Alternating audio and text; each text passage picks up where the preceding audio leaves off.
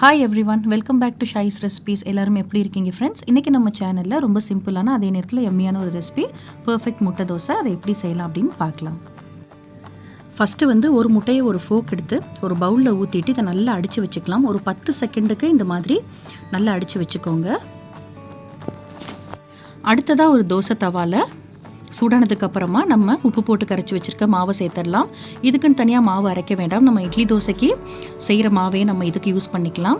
Use பண்ணி நல்லா தேய்ச்சி விட்டுக்கும். இந்த மாதிரி ஃப்ளாட்டான கரண்டியாக இருந்துச்சுன்னா நமக்கு தோசை தேய்க்கிறதுக்கு ரொம்ப நல்லாயிருக்கும். அதுக்கடுத்ததான் நம்ம அடித்து வச்சுருக்க முட்டையை இதோட சேர்த்துடலாம். சேர்த்துட்டு அதை ஈவனாக நல்லா தேய்ச்சி விட்டுருங்க, எல்லா இடத்துலையும் படுற மாதிரி.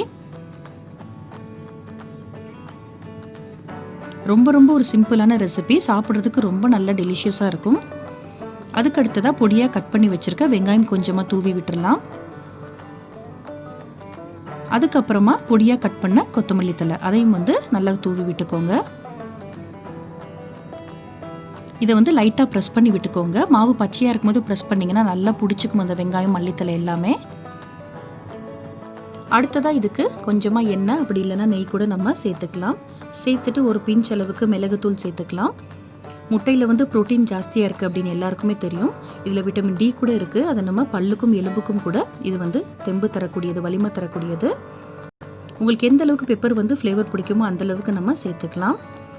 அதுக்கு அடுத்ததாக ஒரு பிஞ்ச் அளவு உப்பு சேர்த்துக்கலாம். ஏன்னா தோசை மாவில் நம்ம உப்பு போட்டு கரைச்சிருந்தா கூட இந்த முட்டைக்கு கொஞ்சமாக உப்பு சேர்த்துக்கலாம். சேர்த்துட்டு இது ஒரு 10 செகண்ட் மூடி வச்சுக்கலாம். ஒரு 10லேருந்து 15 செகண்ட்க்கு அப்புறம் நான் ஓப்பன் பண்ணுறேன். பாருங்கள், நல்லா முட்டையெல்லாம் நல்லா ஈவனாக வெந்துருச்சு. இதை நம்ம திருப்பி போடணுன்னு கூட அவசியம் கிடையாது. அப்படியே எடுத்து நம்ம ஹாட்டாக சர்வ் பண்ணிடலாம். அந்த வெங்காயம்லாம் சாப்பிட்றப்போ நல்லா க்ரன்ச்சியாக நல்லா சூப்பராக இருக்கும். ஒரு பர்ஃபெக்டான முட்டை தோசை ரெடி ஆகிடுச்சு.